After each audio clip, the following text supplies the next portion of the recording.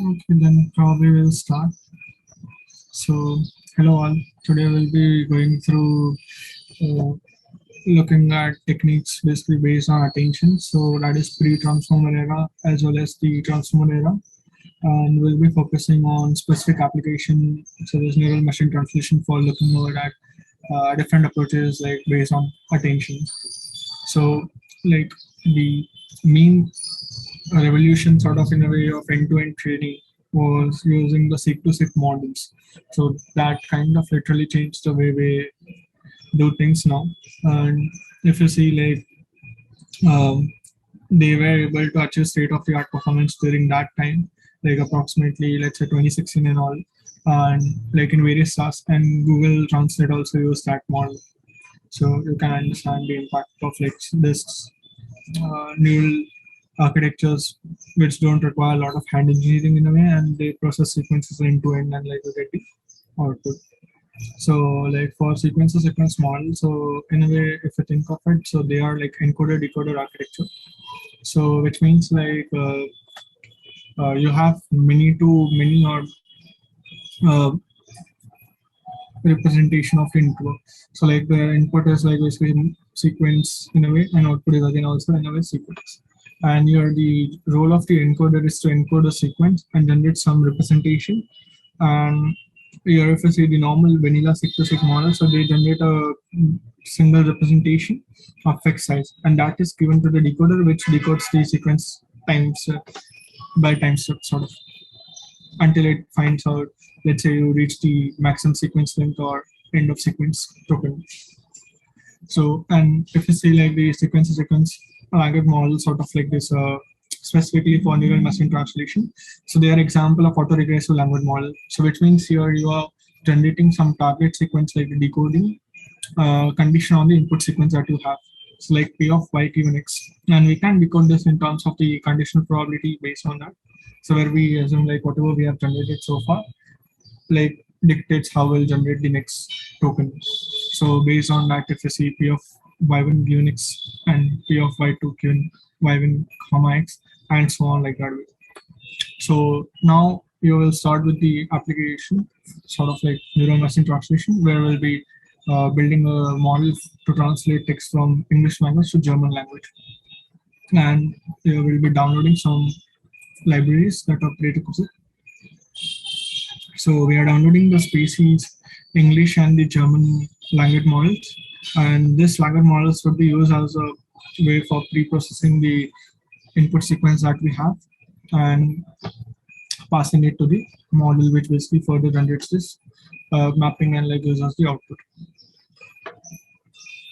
I also will be using TorchTech, so which is a wrapper for many of the utilities basically regarding pre-processing, and like it has been already implemented, and like we don't have to again repetitively implement it. So yeah, we are using this library which have like some of the functionalities already implemented.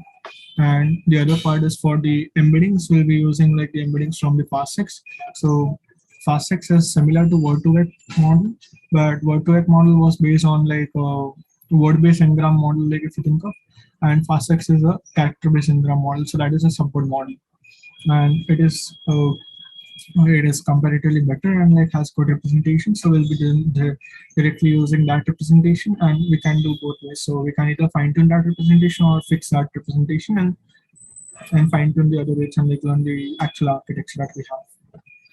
So here we are downloading the embeddings for English and German language. And there are many other languages available, embeddings for the languages available too. And this particular embeddings that we are downloading are based on Wikitext, so Wikipedia based text. Mm, so then yeah, this are like the inputs. I will walk through whatever like functionalities has been done. So the models. So yeah, we are just like using this seek to reproduce the same results for reproducibility and deterministic behavior. Um, just wait for this thing to get downloaded. Yeah, till then we'll talk about like the data preprocessing and loading. So if you see, like we earlier discussed that we'll be using species language model for like English and German language models for tokenizing and all, utilities, and then based on that tokenization that we have, we'll use the fasttext word embeddings, and we'll pass that word embedding into the model, sort of the for the sequence that we will have.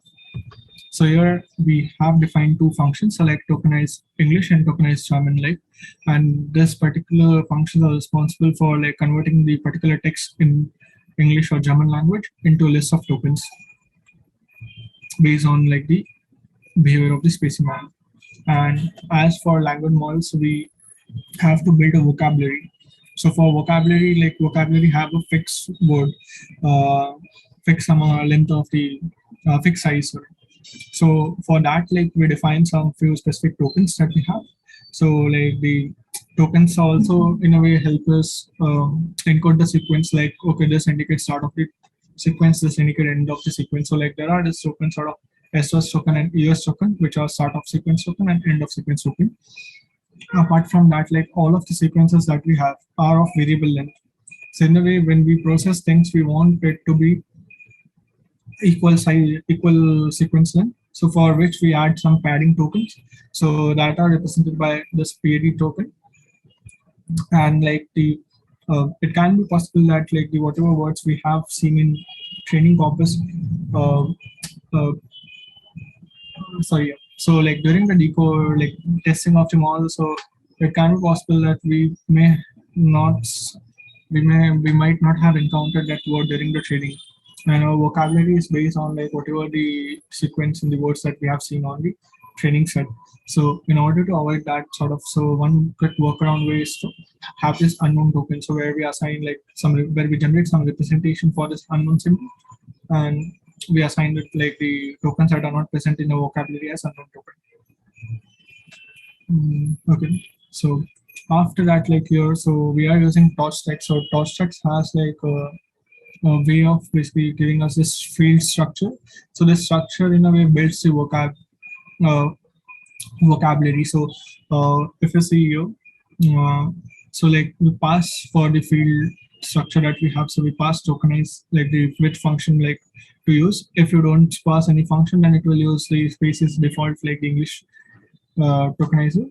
And like there are other like parameters that you can pass, like whether you want like to convert all the tokens into lowercase, or like you want to include the lengths and like the this particular special tokens if you want to like use your own representation. Otherwise, like TorchText has its own like representation by default, and it will use that tokens here. So you do similarly for English and German language here, your text. And this field structure is in a way similar to handling like the vocabulary, and also it is a corpus based structure like basically which does all this pre-processing and also creates vocabulary like when called upon that particular function. Mm, okay, just let's wait for while it's still downloading. Um,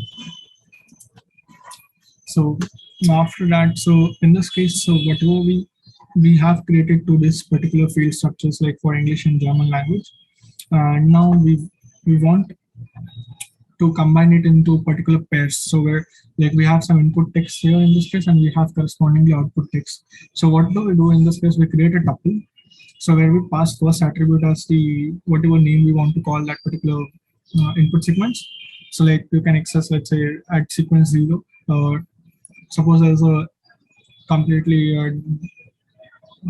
an object like data, in that you are accessing the 0th element. And if you want to access like the source input, like then you do data, uh, so data 0 dot source, and correspondingly to find out the target, you will do your data dot tr 0 dot trg here in this case. So it's a way of accessing the particular input and output, like the input sequence and the target sequence.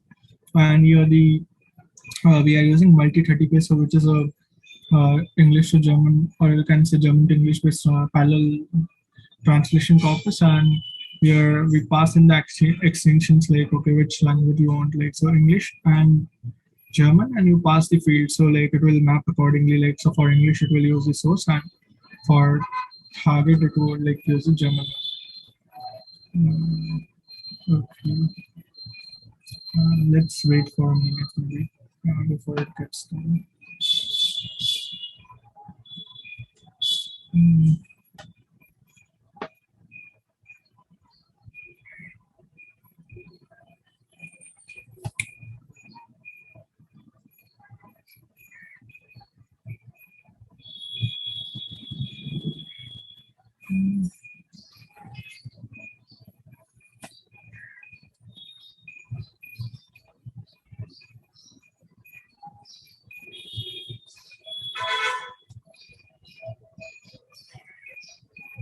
Okay, so it has started building. Let's see.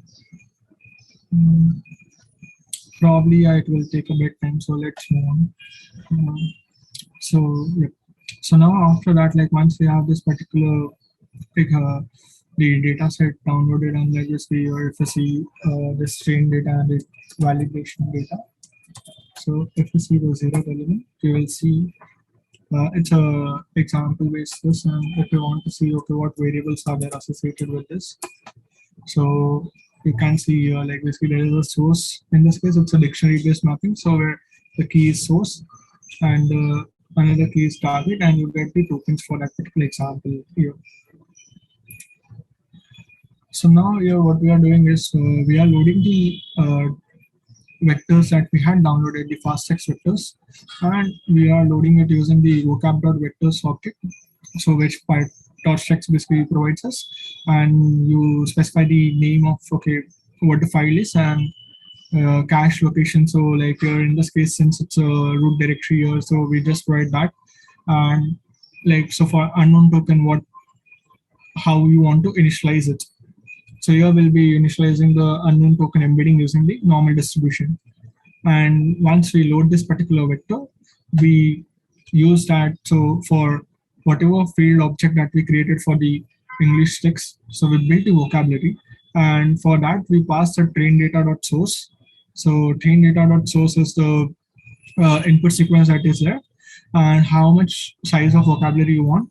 Okay. And apart from that, okay, for each of the words, like what should be the minimum occurrences like that we should consider. So we should consider words that occur more than or equal to two. So at least two times in the input sequence or the corpus, let's say from the for the input side, like English language.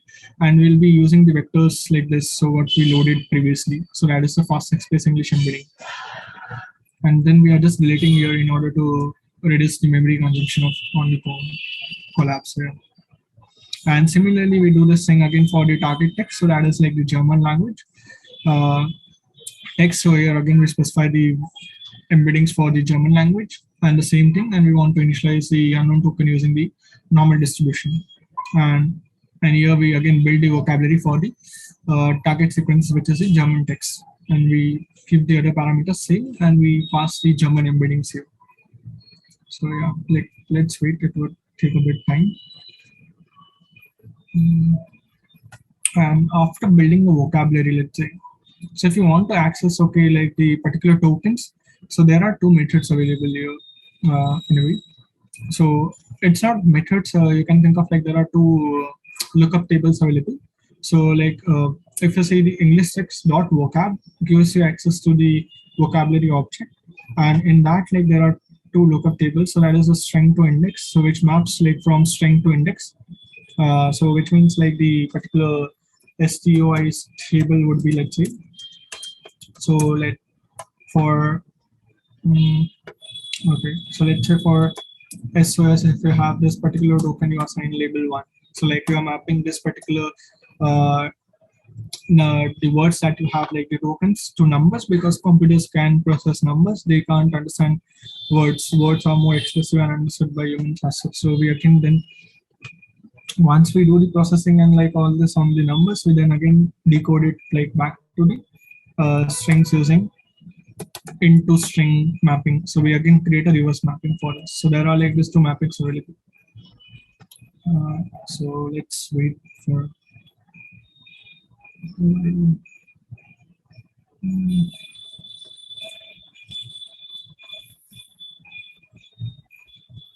because like the fasttext, I think it has more than 200k word embedding. So yeah, so it takes time in the word Uh, yeah, it's a 300 dimensional embedding, so yeah, it would take a bit time to load all these vectors into the memory and pick up the vectors that are there for this vocabulary when we build the vocab object.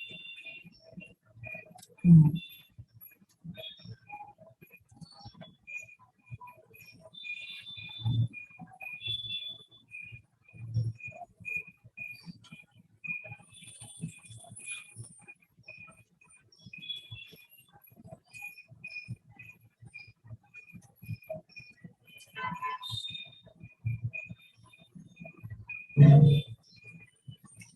And for this particular, like using this particular embedding, so you can use any other embeddings as well and load it accordingly. But yeah, FastX provides the embeddings in multiple languages, so which is why it is a bit better to use FastX based embedding.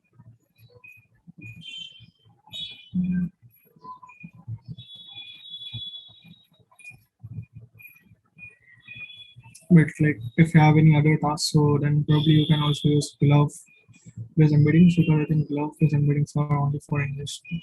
Which it doesn't have multilingual embeddings. And for embedding for multiple languages. So let's wait for um,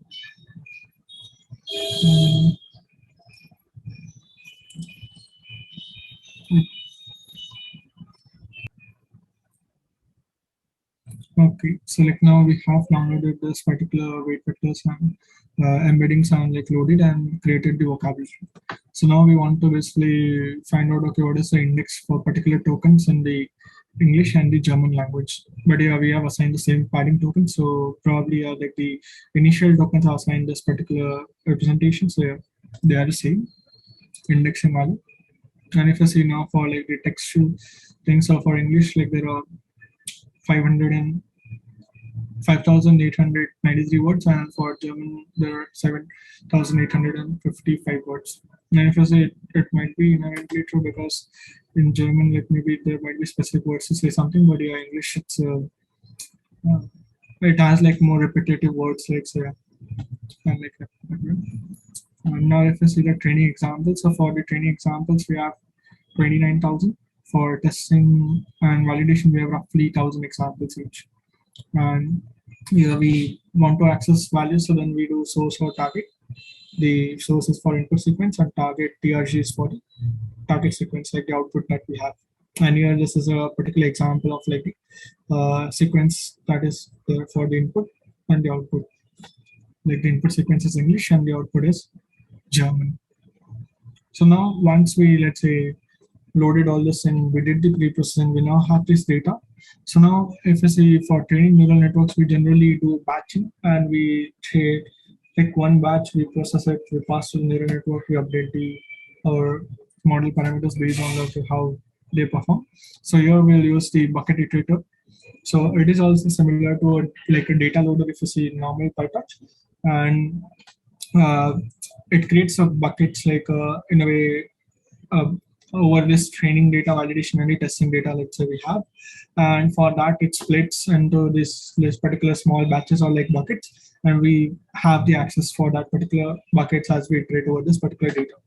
So it's the iterator basically doing all batching thing, and we provide the batch size and also sort within batch. So like sort within batch is useful, like if let's say it's used to speed up the training. So you want the batches to have like similar sequence length, so there should not be too much discrepancy in sort of like one sequence like is, let's say, length is 10 and the other sequence length is 100, so there's a lot of difference, and probably it like wastes a lot of compute, because then you have to pad like the 90 tokens for a particular sequence length with 10. So it tries to have this sort the particular values based on the uh, let's say here we are using the source sequence length, and here we are sorting within that and like then creating the batches.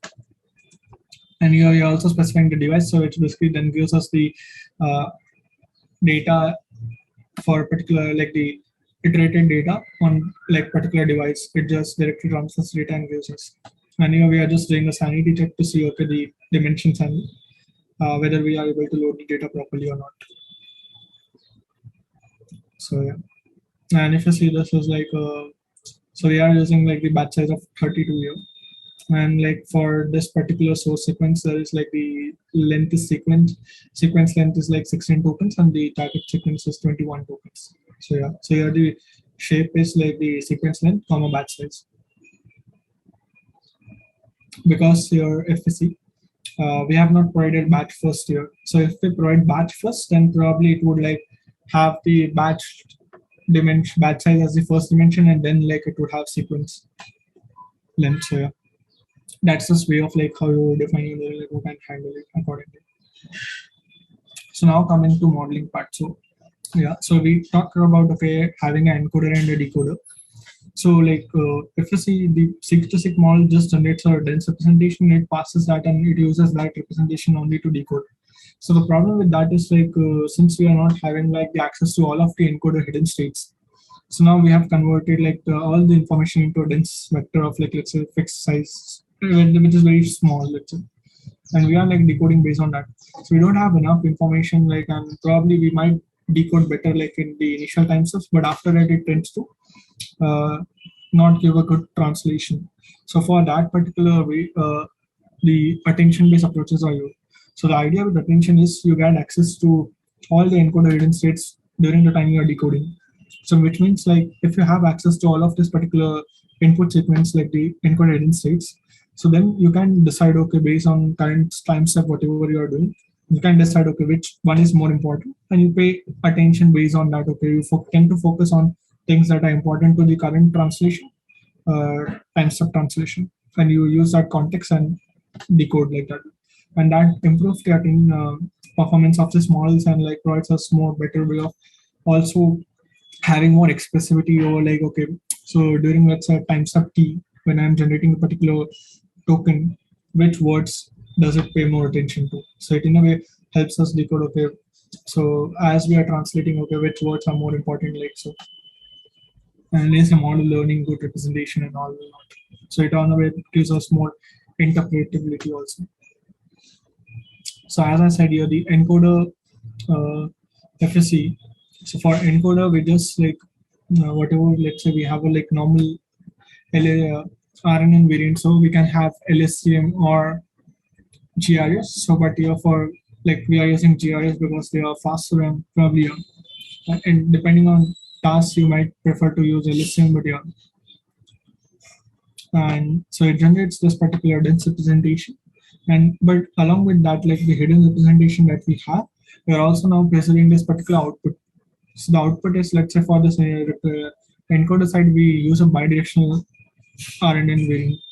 So the use of bidirectional RNN is because we want access to look at okay forward and the backward, and we use all this information and like we concatenate the forward and the backward uh, outputs in a way, and we use that particular stack output like the encoder hidden state outputs here to use it during attention layer when we are doing the attention. So here if we see we are taking this inputs like the input size, embed size, hidden size, and number of layers and dropout. And we are correspondingly defining, okay, so we are defining the embedding, so that takes the input size. So in this case, input size would be the size of the vocabulary in English language, and the embedding size would be a certain vector, let's say. For since we are using fasttext, so it would be 300 here. And we are defining our RNN model here, so that is a GRU. And we are passing like the embedding size that we have, hidden size, number of layers, like how many layers we want to stack, and like whether we want bidirectional or like some unidirectional RNN, and also if we want to apply any dropout. And correspondingly, then we have a fully connected head over it. So once we combine this particular the forward and the backward states for the particular time steps, we pass it through a fully connected layer because the idea is having more non-linearity in the network helps. So we convert it and like we generate into a representation which kind of expresses okay the information about the forward and the backward state like at particular time step. And also we have a, like a dropout defined so for applying to this fully connected layer. And here we define this a pre-trained embedding. So if you want to load the pre-trained embeddings, so we pass the embeddings and like so the embedding we can access the model parameters as like the model, let's say the name, not weight. or like the parameters in a way. So your weight is just a matrix. So we assign like the embedding matrix that we have, and we, depending on like whether we want to fine tune or not. So yeah, we keep it like static or like we fine tune it accordingly. So now in forward, like during the forward part, so what we have like, so we have like the input sequence here and the length of the sequence. So the length of the sequence are used basically. Uh, so during the particular, when we convert a batch, so we tend to pad things, and during the computation, we don't want to like have this embedded pad sequence basically, right? Basically, so having this pad sequence basically in a way have like we will do unnecessary computations. So in order to avoid that computations, we pass this particular like length in uh, CPU based Torah tensor, and like so whatever the padded sequence does, so it removes the padding in a way, and it provides that packed embedding here, and RNN takes that embedding, processes it. Once after we get this particular output, we again then basically pad it again accordingly here. So here in a way we are avoiding the unnecessary computations like, so yeah, and here we just generate a lookup table and get the embedding. And if you see the dimensions are mentioned, so for the current input that we have, so we have like sequence length, comma batch size. So once you pass through embedding, you get like a representation sort of a vector. So it is like sequence length, batch size, and embed size. And after that, you do this particular processing, you get the outputs. So now here the outputs are FSC. They are the non-padded sequence, and they contain the hidden states like a forward and backward pass. So like, but they are just for the last layer like that we have, let's say in LSTM or like the GRU, whichever RNN variant you use. And if I see this here, dimension of the output, so here it's sequence length, batch size, and hidden size, comma 2. So hidden size, comma 2 indicates, okay, like one we have for forward pass and one we have for backward pass.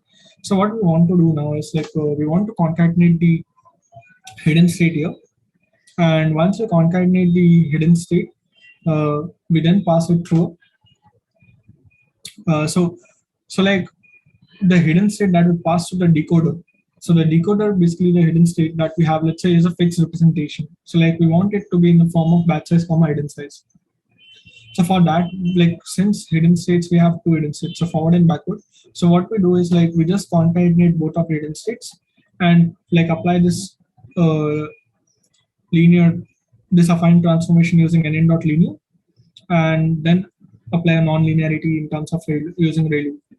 And here we generate a hidden state, and that is like of dimension batch size, comma hidden size, and we pass this particular as the output from encoder. So the encoder like used to output. So that is outputs, comma hidden state, and outputs are just the non-padded sequence of all the hidden states like data from the last layer, like so backward and the forward.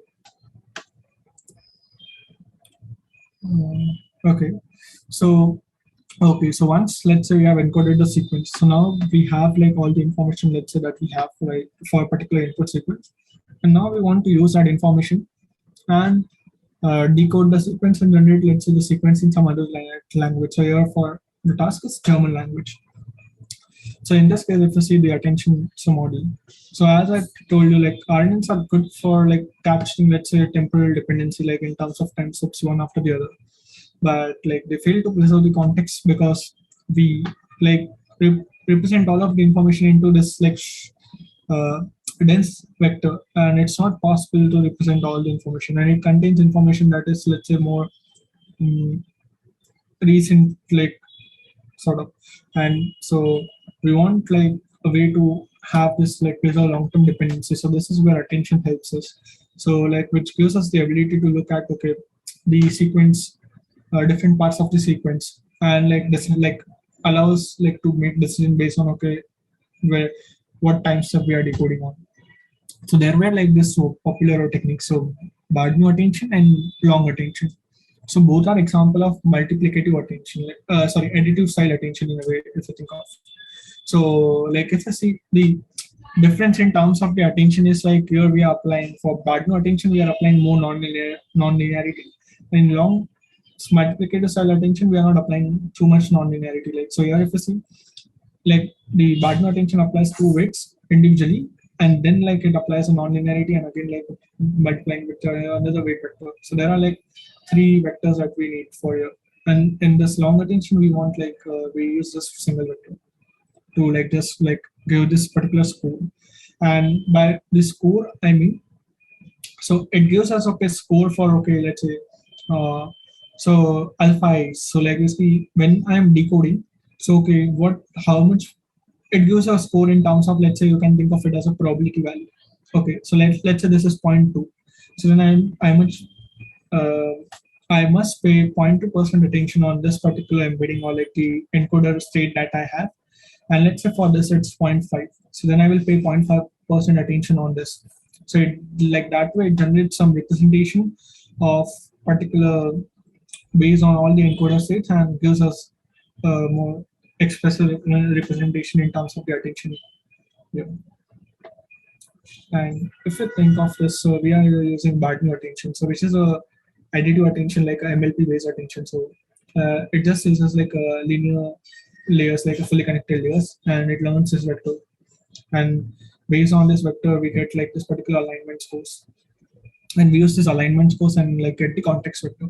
And like the alignment scores are like you take the linear combination of all these different encoder hidden states and you sum them up and like you get some dense like context vector. So that's what like I can say the overall information that you get based on the like by paying attention to different encoder states when you are currently decoding. Mm, okay, so far like any doubts or okay, so I'll move. Uh, okay, so if you see your Barton attention, so what we are doing is like we are using like three weights W1, W2, and V. So here let's just see W1, W2, and V. So for like W1, so W1 let's say represents the, so in this case if you see like the HT represents the current time step hidden state that we have, and HS represents all the encoded hidden states for this particular time as per this particular equation. But here we are using like let's say the different notification notation, that is HS the encoded hidden state and ST minus 1 is the decoder hidden state right now we have. So here we have like the W. So since like the encoded hidden states are like using both so forward and backward pass, so we'll use like hidden size times 2, and we map it to hidden size, and we it's a choice like whether we want to preserve bias or not. But yeah, but we ignore the bias in this case equations. So and accordingly we define like the second weight matrix from hidden size to hidden size mapping, and third is like from hidden size to 1 because like we want a single score for each of the particular value that is there in the sequence.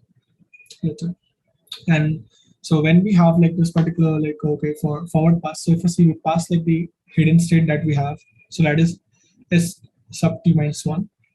The encoder outputs that we have like that is H, and the encoder mask. So encoder mask in a way tells us okay which sequence do we have like so like since we have padded sequence, right? So encoder mask contains 1 where like there is an actual token and 0 where there is not any token. So it basically tells us okay whether we should pay attention to like okay the parts that are padded or not, and we like later on discard that padded part sort of during our calculations. So now what we do in this case, we the hidden size like hidden okay. So the current decoder hidden state is batch size comma hidden size like the dimension if you see, and we want some ability to let's say put it as batch size comma sequencer comma hidden size, and the reason is like once we multiply let's say by this sequences, so here the encoder output is like sequence length batch size and hidden size, so it has like the sequence length component, and we want to have like both in sort of similar dimensions, because in neural networks if you see it's about matching this dimension so that you can carry out like this multiplications and then perform additive operations and apply transformations across sort of. So we do a bit of like transformations and like change the permutations and accordingly for hidden decoder hidden state and the encoder output like that we have here. And once we have like the particularly correct aligned dimensions, so like batch size comma sequence length and hidden size for the decoder hidden state and batch size comma sequence length comma hidden size times 2 for encoder hidden state, we pass like we apply transformation like the W1 weight and the W2, and we add the outputs, and when we apply again non-linearity here. So like so in the equation, if you see like there is a tangent linear non-linearity applied initially, but nowadays we apply ReLU because that tends to be better and it avoids uh, the steep gradients, let's say towards the edges. And then we like get this particular energy based values like that are like the raw values. We apply again a transformation and we get the scores. And once we get the scores, let's say, so the dimension of the scores, if you say is batch size sequence in comma 1, so we unsqueeze it like this to, sorry, we squeeze it to like remove this last dimension. And then we accordingly apply mask. So for like the tokens, let's say there are like padded tokens, we have like assign values of negative infinity. We don't want to pay any attention to them as such, or like very minimal attention. Like so, we don't want that tokens to be considered like a lot sort of. So then we apply like the softmax. Softmax is just to normalize and convert into a probability score. And once we have the multiply that like the alpha values that we have with the encoder outputs, and we get this particular context vector, and we return that. So here we return the context vector and alphas. So the alphas are like the values, okay, how much attention we should pay. And this in a way gives us more expressivity, like more interpretability side to, okay, now like as we are like, let's say training, so okay, what parts of the particular sequence right now the model is paying attention to. So it in a way gives us more expressive ability, like and also a decoding ability, okay, so whether it's learning the right representation and translating it correctly or not. And now, as the role of decoder, so the role of decoder is to basically generate a so like given some representation that we have, and based on like current input that we pass, so based on both the condition, it generates like the tokens one out of the other. And like if you see, so the decoder with attention, so the only difference is during the decoding, it also pays attention, okay, to based on this attention based approach, it also now has access to, okay, all of the information that is there, like using this, let's say, attention based representation that we generate, like the context vector. And otherwise, if we just pass like the final time step values, like the encoder output for the final time step, then probably like we won't have like that, we won't be able to encode all the information in a way. So now it basically allows us you can think of it as a gating way. So where it basically allows us to, okay, decide, okay, so based on like, let's say the inputs, so the input word that we have during the decoding part, like the representation, like decoder hidden state that we obtain, and like based on that we decide, okay, well, how much attention to pay for the different encoder hidden states, and we decode it accordingly. Okay, so for this also, if you see, we define the architecture, so network in this case, so we take the parameters like here, and we define like the embedding layer. So the embedding in this case is the output size comma embed size, because here again like the output size is the target vocabulary size that is like, so here the German vocabulary size and the embedding size accordingly. And for GRUs, if you see like again it's the same thing, like so here, but there is a difference. So like there are different ways of like so okay. So in few approaches, what they do is like they directly just use this attention based approach and okay. Okay, yeah. So there are different ways of like using GRUs in this case. So the one approach is like basically they use this. So like the embeddings is used again here in this case to, let's say, the for the decoder instead that you obtain, right? And based on like base embeddings that you have, you generate this encoder output, right? The attention based representation. So the thing in this case is like few of the times we don't like use the embedding size, we just basically think of using the hidden size, because like this particular dense representation now generates all the information that we have, and we use this context vector and the decoder hidden state to like decode next time step. And also the other approach is like to use again the embeddings that were there and take into consideration that as well and like generate things. So there are just different choices, and typically just using embeddings also helps us better encode the information and like decode sequences in a more better way and fluently as well, if you think of. So because here we have access to the what the input word is as you know. And again, then after the fully connected, we apply this. So for fully connected, we apply like, okay, we have this mapping and we apply this like embed size, hidden size, and hidden size times 2. Like the dimension in, we'll get back to like when we see the forward function, and we will generate the output size. So the output size in this case is just a probability distribution, okay, of the tokens that we are generating. And we apply dropout. So same, it's the same function previously. And now if you see, for the forward function. So for the forward function, what we have, like we have like x, that is the current input word. H is the hidden, like decoder hidden state that we have. Let's say the previous times of like the previous times of hidden state that is currently passed as a init hidden state like for the next time. So that way, and like we have encoded outputs and like the encoder mask, and we use all this information to now decode. So first part is like we generate this embedding representation, right? After that, what we do is like we generate this attention based approach. So the attention is like pass this hidden state, encoder outputs, and the encoder mask.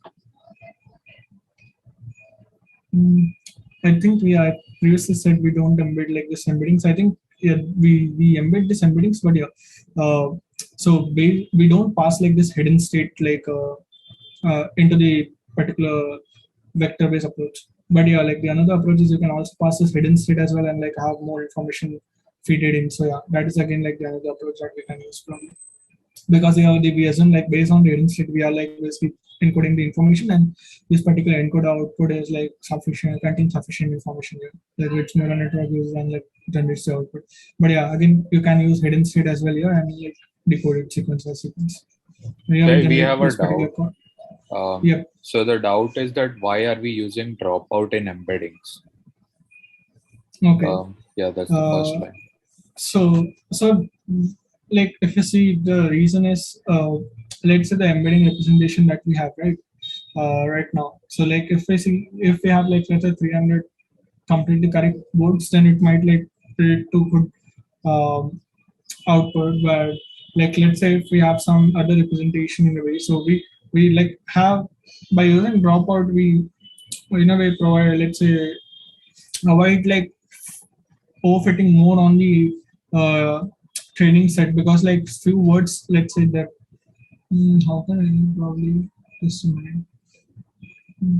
So like if you say like initial, I was just saying that a simple explanation of this would be that if you apply dropout to the model, then you would just be dropping out from the outputs of a previous layer.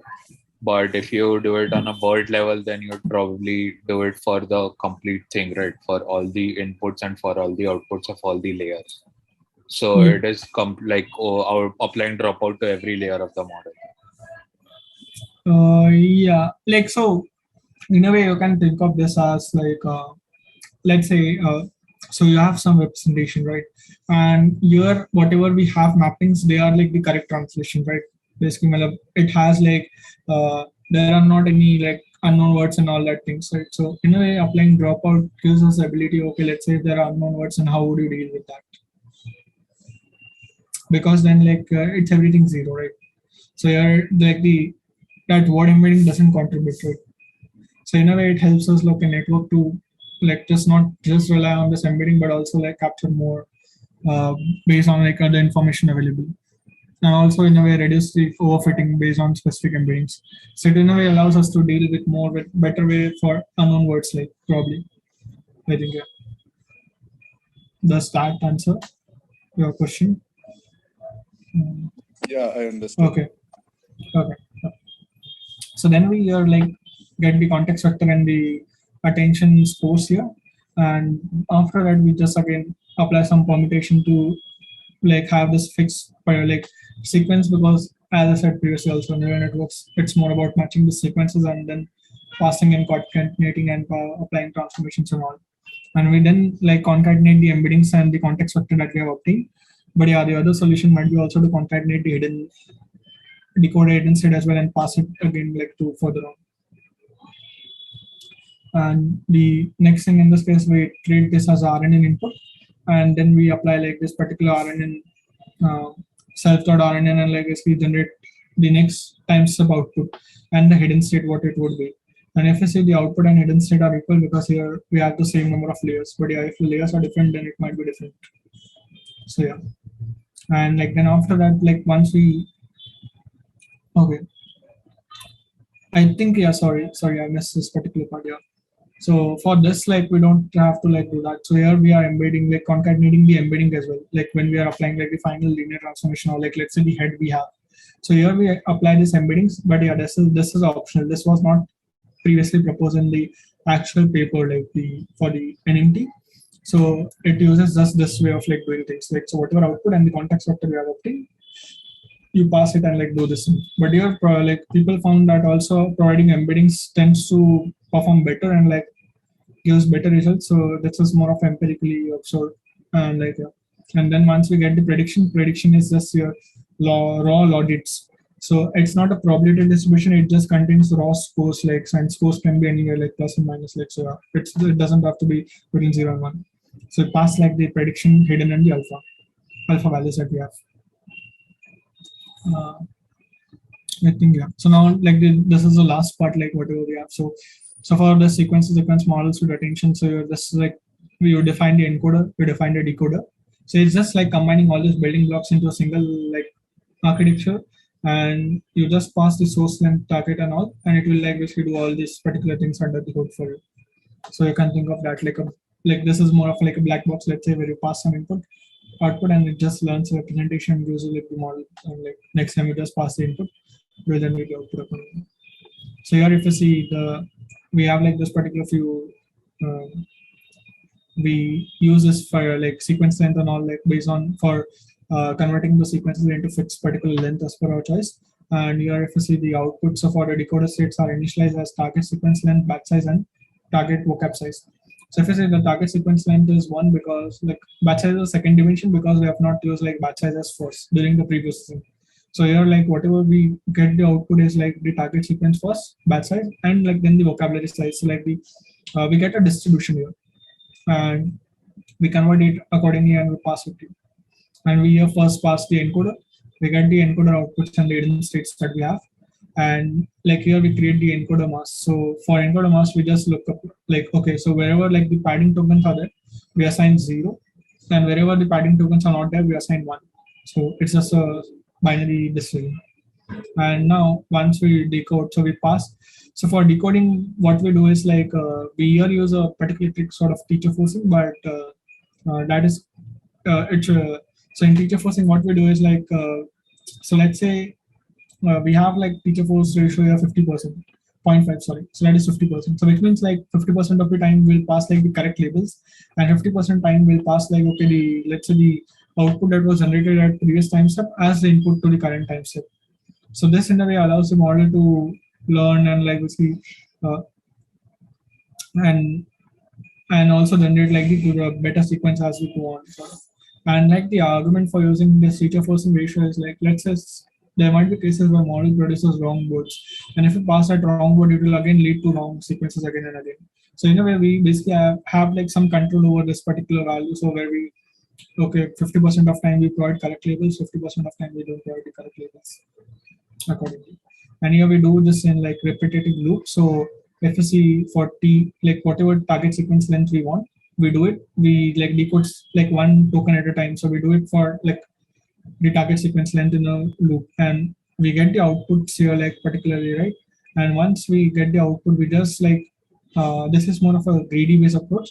So where we just like sample the token with the highest probability, like the top one value. But there are other ways as well, known as soft sampling, where let's say you pick like the k words, highest k words, and then you do it like that, and like at the end you choose a sequence where let's say your probability value is maximum, like the cross entropy, like if you think of like a probability based value.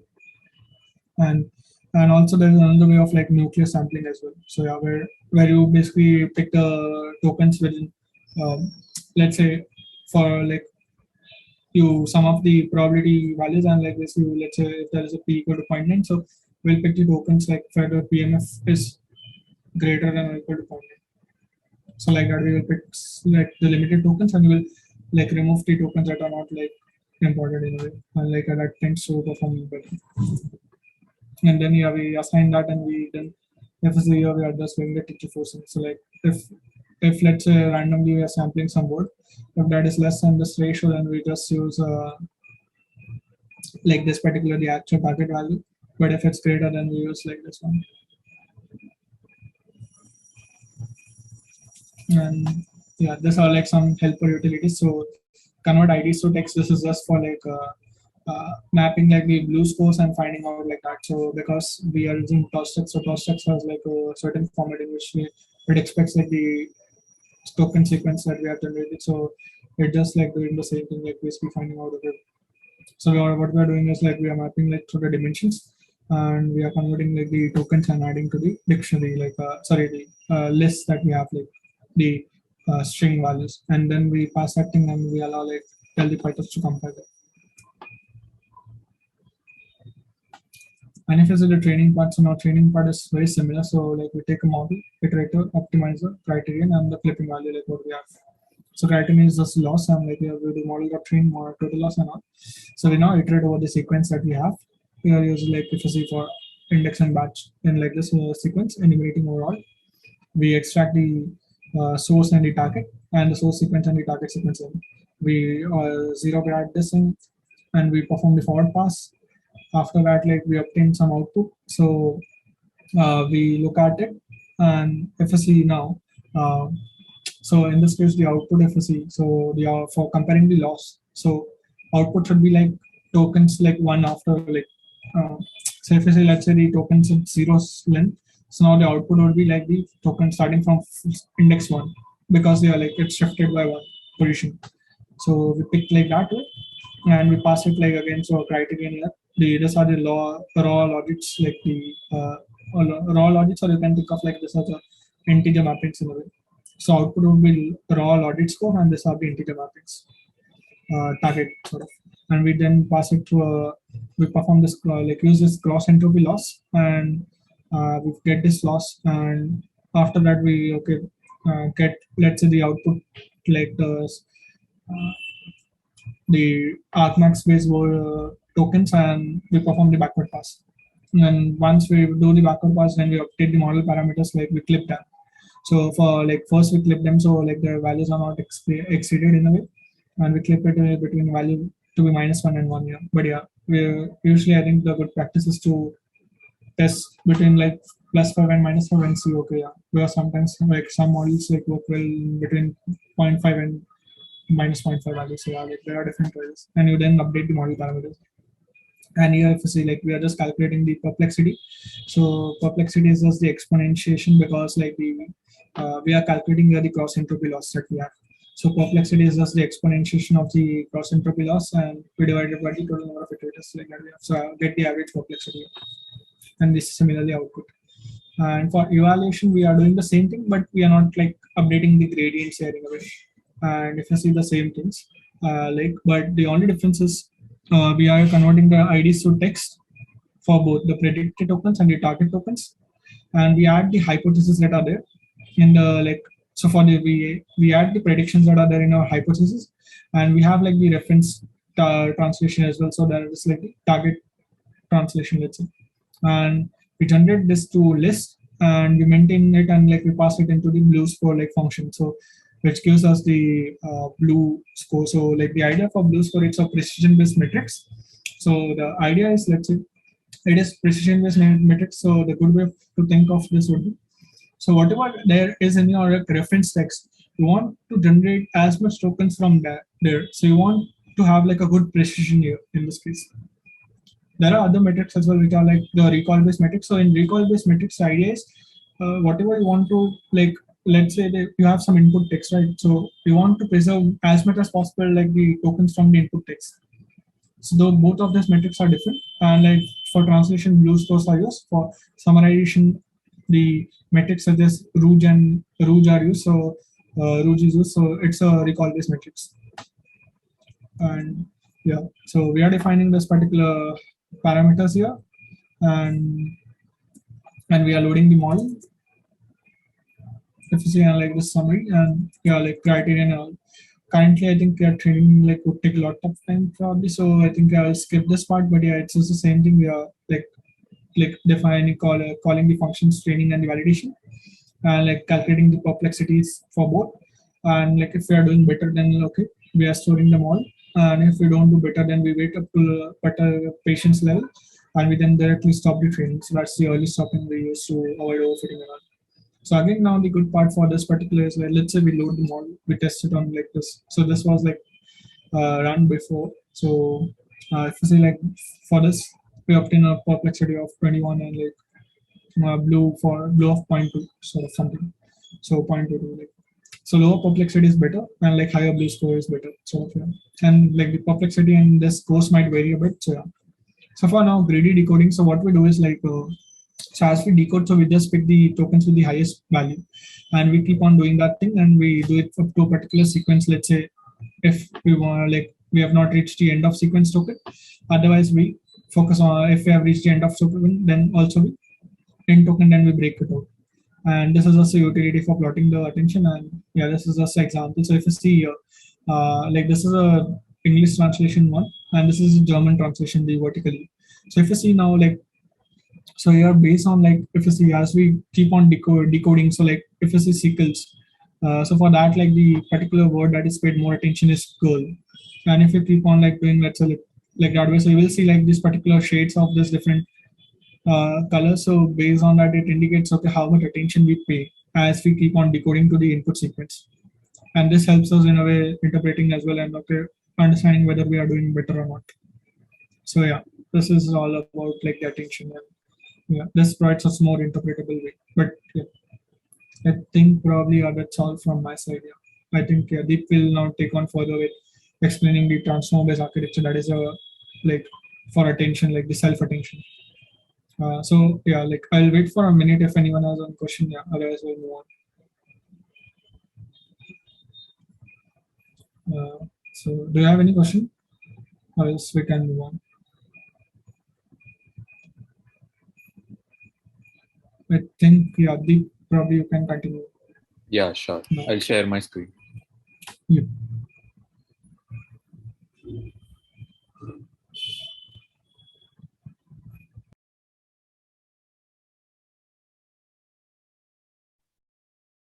Okay, so next we are going to continue with how transformer models are built.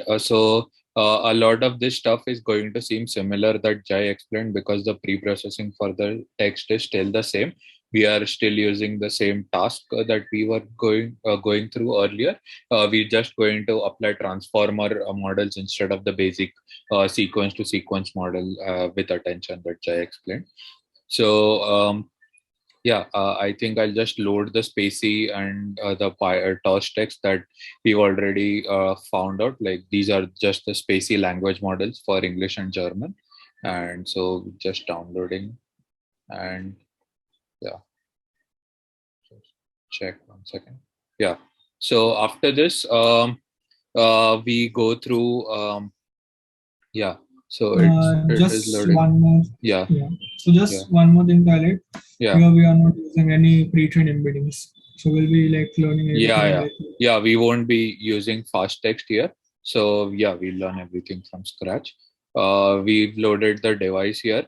We'll do the same pre-processing that Jai had done. So I'll not be going into details for the sake of time. Then I'll just run this. It is just downloading the dataset, the multi 30K, which is the parallel corpus for English to German translation. After that, we build the vocab directly. So here we just build a vocab with a maximum of 10,000 values and minimum that word should occur 2 times in order to be considered to be in the vocab, or else it goes in the Ankh token that you see here. Then we just build the vocabulary. Okay. 1 second. It's hung for some. Yeah. Yeah. So we get the same that Jai had got. Now we just run this again. So we have 29,000 training examples, and these are the parallel corpus that we have. We just run the bucket iterator. This is still the same that we had covered. And yeah, this is just an example of the length and the shape and how the data looks. So yeah. The data, the length is 64 and the size is like 64 by 16 due to the batch size being 64. So yeah, I don't think we should talk more about this. Yeah. I think like one more thing in this is for this example we are using batch first. So here if you see the shape in which you get is like the batch size comma sequence length. So yeah, that's the difference compared to previous. We saw where we didn't use batch size, batch first. Yeah. And we also sort it based on the lengths. This is because it is easier to pad the rest of the stuff. We'll be going through that. So yeah, this is the architecture for the vanilla transformer that Swapnil had taught us yesterday. So as you can see, it has two things majorly. One is the encoder, the other is the decoder, and in the end, the output of the decoder is put into a feed forward network, and it goes through softmax to get the final probability distribution on how we predict words. So transformer is kind of opposite to what RNNs do. So transformer does not have any recurrent element in this. So as you can see, it is directly kind of a model. You don't have any kind of recurrence in this, so you just input data and you get the output out of it. So in order to introduce a recurrence and some sense of sequence, we have these positional encodings. So we've covered this during the lecture, so I won't be going into the theory of this, but let's move on and see how every module is coded. So first we look at the attention that was introduced by Vaswani in his paper, Attention is All You Need. So if you see, this is the diagram that was present in the paper, Attention is All You Need. So in this, the three main factors of that are queries, keys, and values. So queries, keys, and values can be considered as context matrices that you learn when you train the data. So for queries, I can show you one example like how you actually learn this. So this is from the Illustrated Transformer by J. Alamar. So suppose this is your input, thinking and machines, and this is their embeddings that you see here, X1 and X2.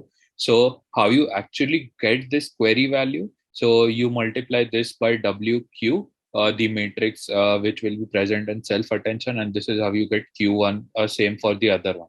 So what we're essentially learning by training with self-attention would be these three matrices, WQ, WK, and WV. So they become context aware for your data, and thus you get these queries, keys, and values from it. So we'll be moving on towards the code. So this is the code that we have. So first you have the scale, you have the dropout rate. You just set the dropout of what you want it to be. Again, we use dropout for the whole model by introducing dropout here. So the forward function here, what it does is it just calculates your alignment score. So it takes queries and keys. So this is the thing that you have to calculate according to Vaswani et al. This is what you had to calculate if you wanted the attention scores. So QK upon, so this DK is the dimension of keys. So this is just to avoid vanishing gradients. This is not really very important. It is important, but yeah, this is not generally what alters scores a lot. This is just to prevent some edge cases that could otherwise occur. And this V here is the values that you supply to the decoder. So if you want an intuition, you can say that query and keys are something you supply to the encoder, and value is something that you give to the decoder. This may differ from task to task, but yeah, generally this is what you say. So yeah, let's look at this. So yeah, first you multiply the query and you take the transpose of the key as it was in the equation, and then you just scale the scores based on the scale that you've provided. So the scale is that root DK thing that you wanted.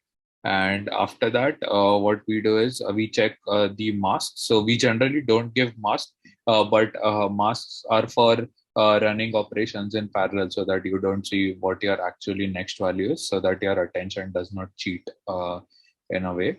So then you just take the softmax of the scores to get various probabilities. So you get a proper probability distribution of attention, and then after that you calculate the output using then you just apply dropout to those attention probabilities for introducing some randomness, and after that you just calculate that equation value that you actually wanted. So then you return the actual output, the attention score and the probability of attention. So yeah, this was sorry. So like one more point to add, so as Deep mentioned, so we don't want like the transfer model to cheat and like look at future context. So it is why like the mask is usually applied during decoding stage, because during encoding we want to look across all of the context that we have. Right. So yeah. So I forgot to mention that. Yeah. So the next he introduced was multi-head attention module. So this is something that you saw in the transformer model actually. So what the multi-head attention module does, I think it is pretty clear from the figure. So it takes a lot of scaled dot product attention that we saw right now, and then it calculates attention scores in parallel for all of them, and then you just concatenate and put it through a linear layer to get a better attention score. Because if you read a lot of papers, then you can always imagine that a larger model is always better, and you're introducing depth in this by having multiple heads for calculating attention for a given input.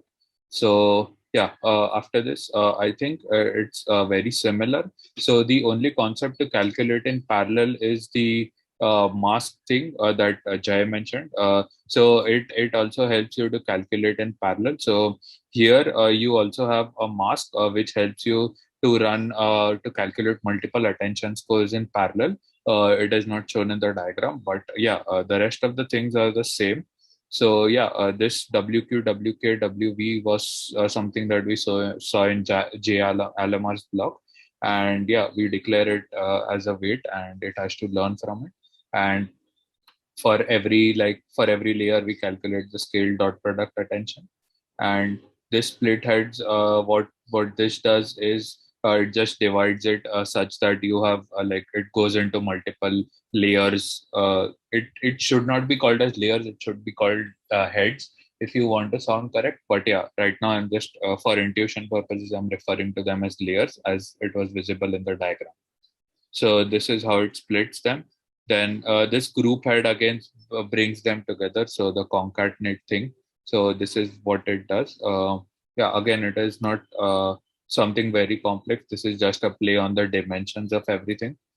Jay, if you want to add something to this, or something I might have missed. I think I summarize. So probably like let's say whatever like the representation you get in terms of the like after multiplying this weight matrices, you basically split these things and like do the rest of the computations. So how does forward work is? It is simple. You for every QKV you split heads and you just pass it through the WQ. So it WQ, WK or WV, and it learns it. Then again, this mask is for training everything in parallel. Then the same thing happens. You just get attention out of it, like how we had put it. Sorry. So like just to clear, that mask is just used during decoding side. It's not for training in parallel. Okay. Sorry. So after this, we just calculate attention normally, and then we group the group heads again. So this is just that concat thing, and the WO. So WO, if you look at the diagram of multi-head attention, you see that in the end we had a linear layer. So that is what WO is. We had declared a linear layer, and we just pass the output of the group heads to it, and then we return the attention scores and whatever output we have from that. So the next thing we'll be going through is the position-wise feed-forward network module. So that is the one that you see here in blue in both encoder and decoder. It does the same job, like it helps you to better emphasize the output that you got from multi-head attention. So yeah, so this is here. So this can be like imagined as a normal feed forward network. You have two layers, linear. You have dropout in this, and you just directly like pass the like you have a linear layer, an activation ReLU, and then it goes through the other linear layer, and you return the output that you get through this. So this is just a two-layer feed forward network, as it is mentioned here, and it just applies a linear transformation to your output. So after this, we go through the positional encoding model. So what positional encoding does is it provides a sense of continuity to your data by making your by making the input that you provide as an embedding. So what the embedding acts as is how do you make it positional? Like you introduce a sense of like you make it sinusoidal. So uh, if you look at the code, you can just compute the positional encoding. So basically, in simple terms, what I would say is you make the data such that it fits on a sinusoidal graph. Jay, do you want to explain this in more detail? So Because like yeah. So the idea is like you have the sinusoidal waves embedding like basically where you have like this oscillating factor, and like since you are like doing it in let's say D model dimension like for this particular calculating the sinusoidal wave, right? So maybe let's say sinusoidal are like basically oscillating, right? So it would like have same values let's say after a few times like but like since we're having this 512 or like whichever d dimension let's say, so having this d dimensions like there would be always times where like the values would be different, so that way you are having this all like for different position you are having this different representation, and then you are passing this representation here, so it in a way and like embed some information of position here, and like if the particular let's say the vector representation where we get two vectors similar, then we would not be able to embed this information. So this is where like sinusoidal embedding like tends to work better, and they tried all other approaches as well, but yeah, like using sinusoidal based encodings like resulted in a better approach, and I think the reason was it works well for like larger sequences as well.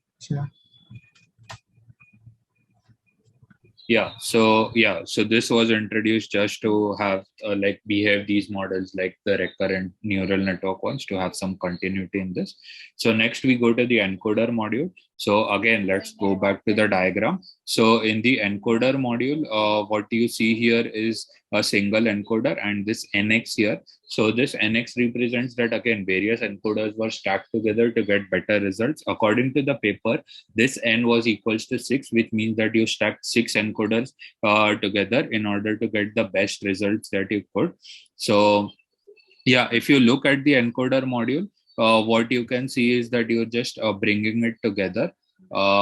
Just give me a second. I'll be back. I have some issue. 1 second.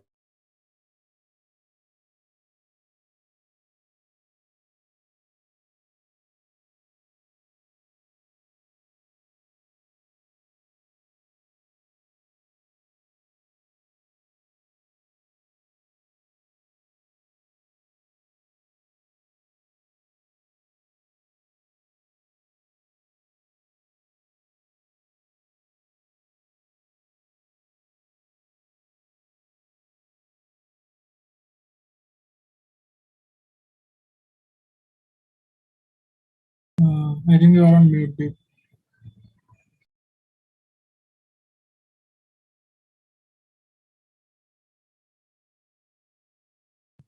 Yeah, sorry. So I'll just share my screen. Yeah, share the screen. Yeah, sorry. Sorry for the disruption. So we go through the encoder module now. So what the encoder module is, that it is just a basic encoder which is made like you can see here what exactly the flow of the encoder was. We built the modules that we will require to include in the encoder. So we need a multi-head attention. You add and normalize the previous positional encoding value. You do the same thing in the feed forward after that.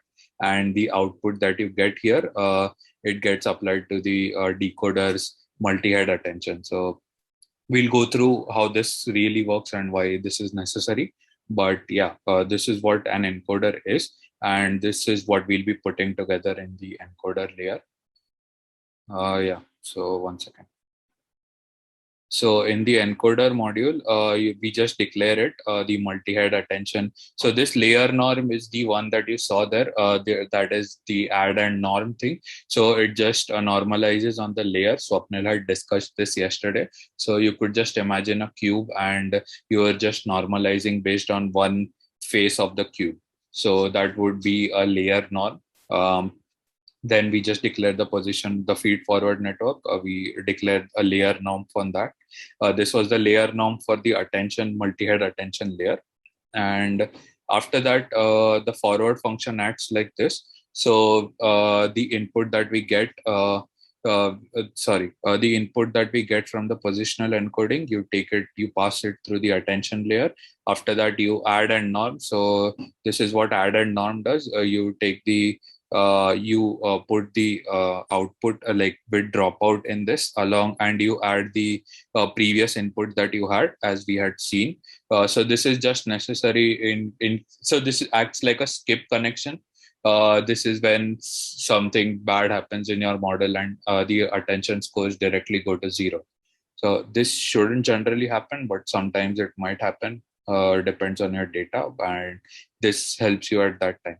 So the output of this, the attention scores that you get after this, so that is then passed through the forward, like a feed forward network layer, and the output that you get, again, it goes through the dropout. Same thing. This is the add and norm thing that you observe on the, so the add and norm that you observed in the diagram. So this is what it does. It just normalizes based on the addition of this to the skip connection, and then you return. So this is one single encoder layer. So one part of what you saw, that NX. So this is the first thing that was in the NX.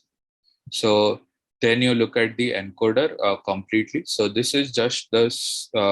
This is going to be the same, but this is going to deal with how we stack 6 different encoders together, because that is what we need for a transformer in order to replicate what the paper did. So this is just the vocab size that we have. So the other things, so the n layers is the number of layers that are going to be stacked together, and the DFF is something we required for the feed forward network when we declared it, the padding index, dropout rate, max length, and all of that. Then we just declare a token embedding layer, and we make the positional encoding. So we had already implemented the function for that. We just declare it here, so it is calculated on the spot. And the self dot layer, so this creates a list of, so nn dot module list, you can consider it as a list of various networks. So this is how you stack the networks right now. So you just create a list, you declare the each encoder layer here for n layers. So n layers was the nx thing that you wanted.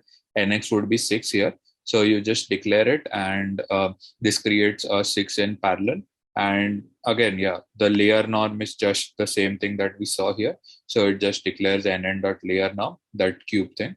So what you do here is very simple. You just calculate the token embedding first, then you calculate the positional encoding. Like you pass the token embedding through the positional encoding, so that it creates a proper input that you are going to supply to your encoder.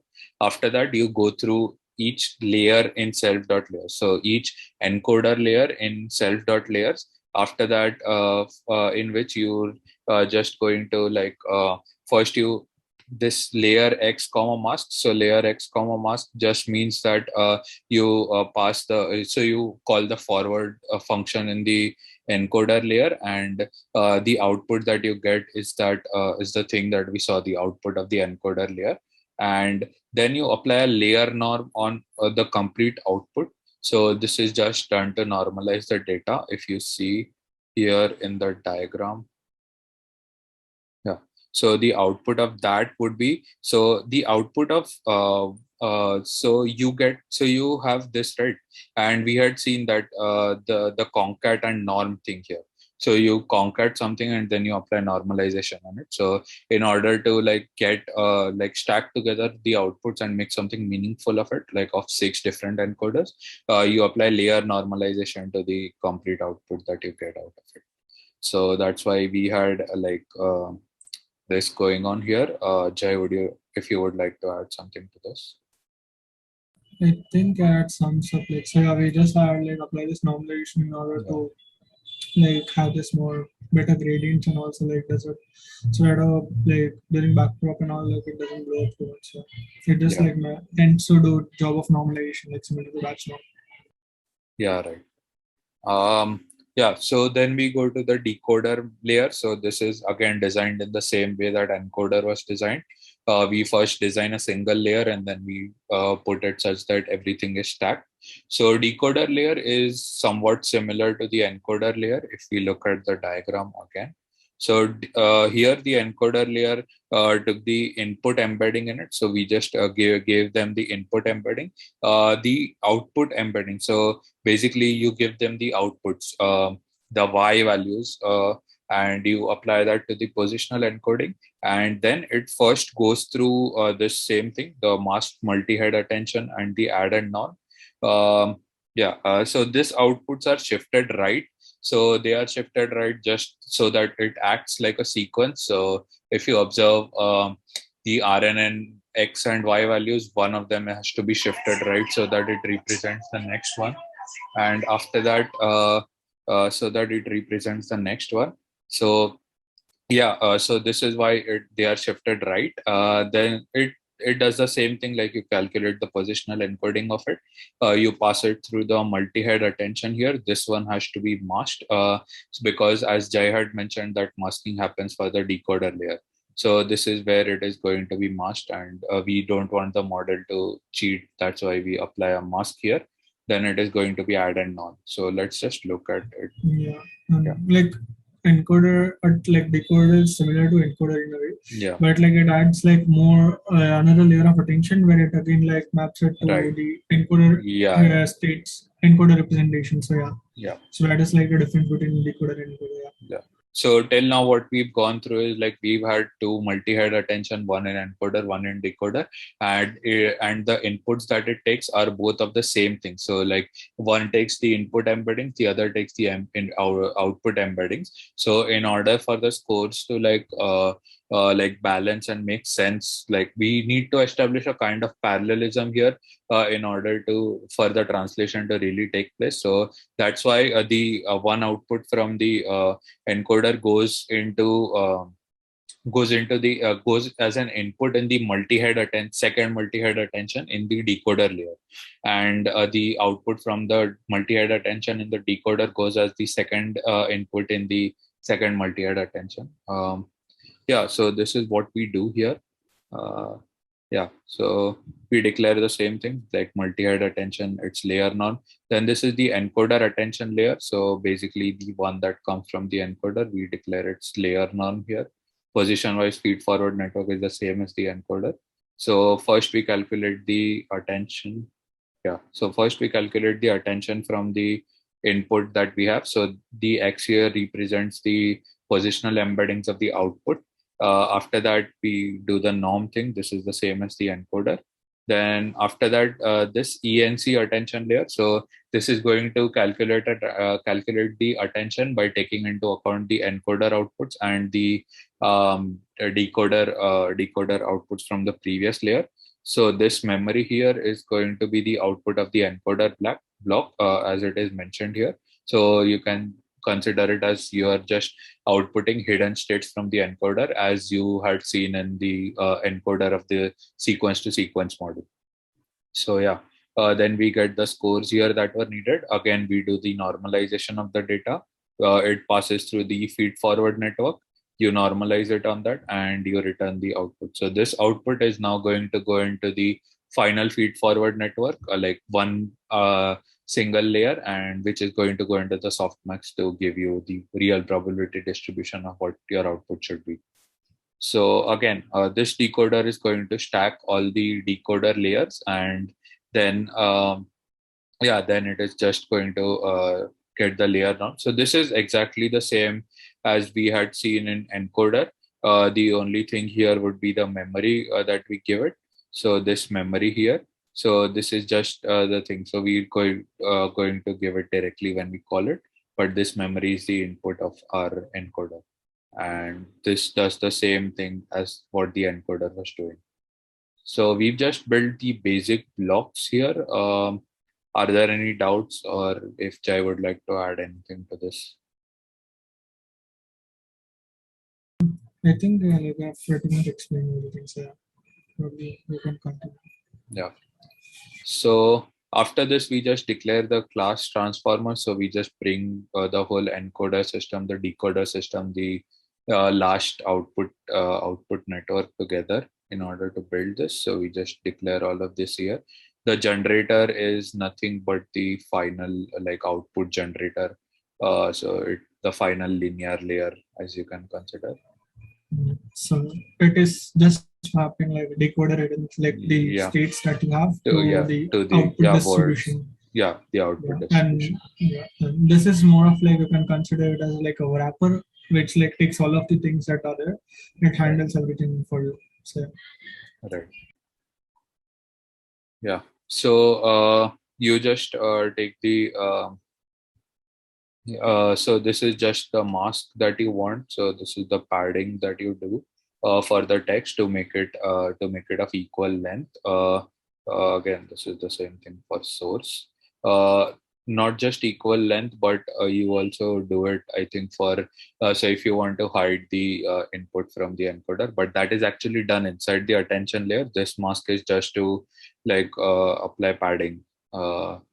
If I'm not wrong, like correct me if I'm wrong on this, but yeah, as I understand, so yeah.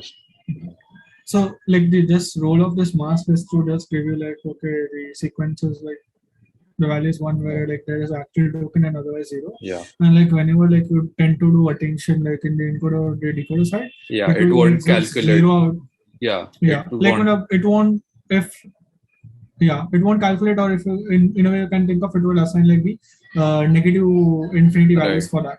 So like it doesn't pay attention to the sequences like. So yeah, you don't actually want to waste your time on the padding tokens, right? Because those hold no value for attention. That's why this happens.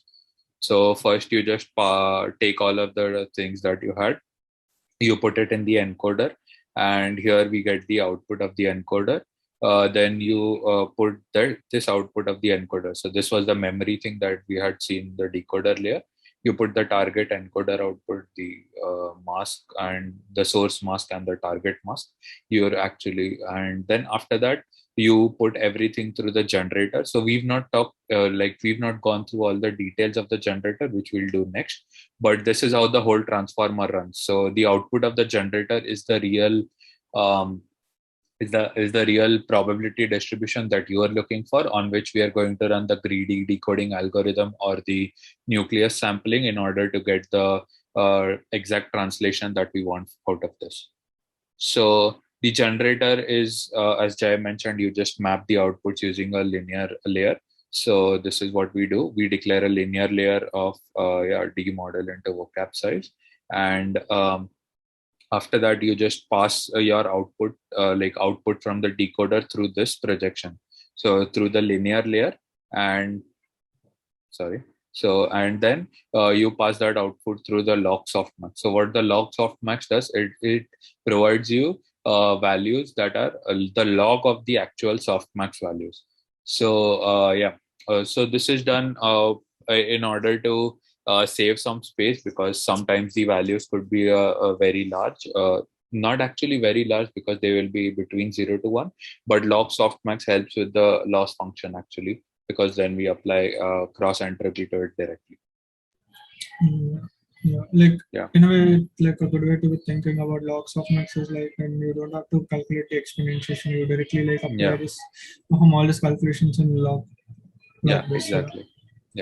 It is a bit easier for the GPU to deal with this. So then we just have some helper utilities which are the same that you had seen earlier, only this one is different. Learning rate scheduler, I believe that we did not cover it for the previous paper. So what learning rate scheduler is, so basically when you're learning, you're going through the training process, we just tend to keep the learning rate same, but this should not be the case, right? You want your learning rate to be high in the beginning when the model tries to get towards the minima, but you want it to lessen and lessen when it tries to reach the minima, right? Because you want it to go slow when it actually reaches the minima, so that it comes as near as possible. So this is what this does. This is like the same thing. We just schedule it such that as it gets closer, the learning rate then balances itself based on the number of steps that we have. So yeah. This is the thing. So basic intuition for this could be that the learning rate should be what you've set at the beginning of your training, and it should get lower and lower when you're reaching the end of your number of epochs. So that yeah. So like just one more point to add in this is, so like this particular functionality maybe like I think during that time was not there in PyTorch, but like the idea is like you have now this you can warm up. directly. Yeah. So like you have this warm up step, so which basically in a way like it allows like the model to like just learn something a bit like as in uh, before like updating like and making out a final learning rate changes. You first like keep that thing same. Like let's just model learn something for a few steps, and then you start to update the model like learning it. And the idea in this case is like generally if you see like the learning rates and all, like there are, so the if you see like the cyclic learning rate and all, like 1/2 radius learning rate. So the idea is like you increase the learning rate, like increase the learning rate till half, depending on like how you make the progress, like till the half of the training, and then from that you start to decrease your learning rate, because as you reach towards the end, you will be closer to your goal, and like you don't want to like shoot off too much. So. Yeah, exactly. Right. So then we have the training function. This is the same that you had seen for the last paper, exactly the same. So yeah, I won't be going through this because Jai has already explained every line of this. It also uses the like gradient clipping, and you have the evaluation function, which is also the same for that. Okay, and one more thing. So yeah, this is all the same like you use for cross entropy loss. We also use the BLEU score here.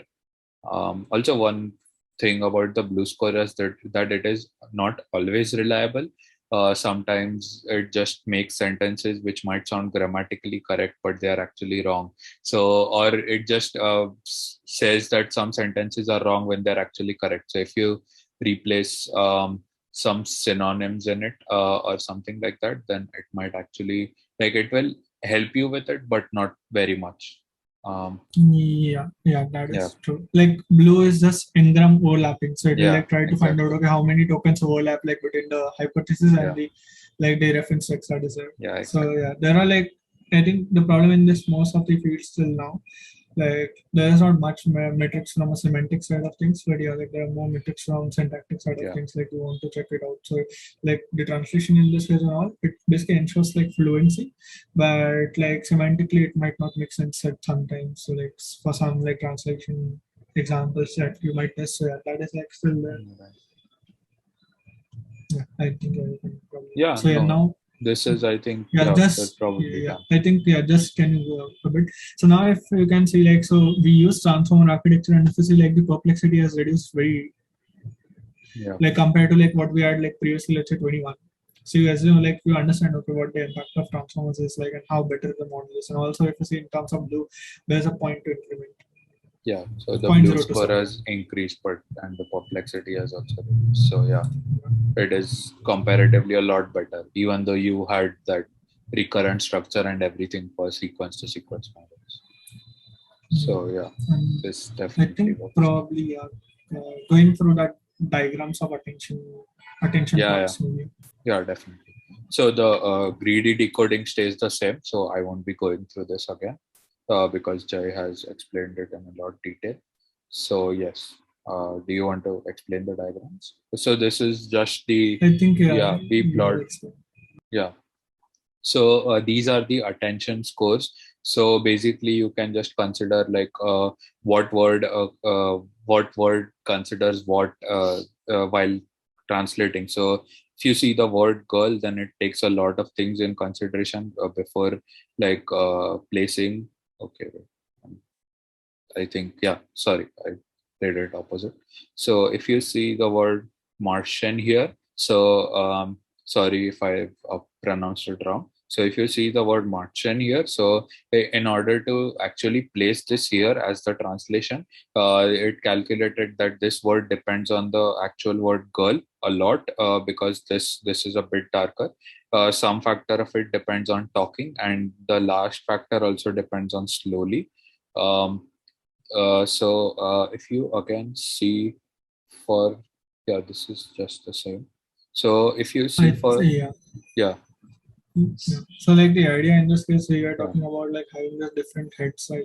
So yeah, that shows like the attention plot for each of the heads. So you understand like in yes, this case, like each of this head like captures some different representation and tries to like come up with something like that. And all of this together contributes to like final translation. yeah, And this exactly, like attention in a way helps you to like understand and evaluate okay how well the model is like translating things. And if yeah, it's nowadays like in most of the models we like see attention as a way of interpretability. Like okay, so what like in text generation based models as well. So like whatever text now we are generating, what like text, what previous tokens it highly focuses on, and like what tokens influences the current prediction. So that's what I can say attention like and helps us yeah. evaluate. Yeah. So if you don't know German, then one possible way to like find out this works is that full stop and the end of sentence are highly dependent on these things. So the end of sentence and the full stop in English. So yeah, I think that does not exactly translate, but yeah. So if you look everywhere, you can see Yeah. that, yeah, this is what Yeah, it's I think dependent on. like yeah, Yeah, probably we don't know German, so yeah, like yeah. this like This we is how have you like a check reference corpus. probably. Yeah. Yeah, I think. Yeah. So I Uh, guess this is all on our part. We've shared the mm, notebook on CampusWire. And yeah, one more thing to add was that this was a very lengthy process. Like you don't want to be writing vanilla transformers every time you write some code. So this is a notebook that we've linked here. This is how Hugging Face actually translates translation example from Hugging Face. So Hugging Face is a library developed by OpenAI, and what Hugging Face does is it provides you a good interface in the form of a library to use the latest state-of-the-art models. Like you have the MBERT or the BERT for other classification tasks. You also have the GPT-2 going on. So models like those, and you could also train your models and put it up there for others to use. So this is a like very intuitive library if you want to use. yeah, like they have this all, and the models are trained on like actually they like report state of the art performance like to what papers claim. And if you see like it's good to know about okay what building blocks led to these things, but like once you know these things and like directly using like the like already library utilities and all, like so yeah, you can like use that for prototyping. But yeah, it's good to know like when you start learning and at least okay how these things work inside in and out. Yeah, yeah, exactly. Mm, yeah, I think probably yeah, like So summarizes. Yeah, and I think sure. yeah, like do check like Illustrated Transform blog post by Jay Lama. It's really good. Like Yeah, we'll be sharing that on Discord and CampusWire. It is a very yeah, good blog post. Yeah, yeah, it explains things in a very layman term. So like if you don't have like technical understanding, that then also you will get like things very well. So that way it, like builds up the intuition behind like the attention and transformers. Yeah. yeah, So any questions? I think probably Adip you okay. can stop the record. Yeah, yeah, stop the recording.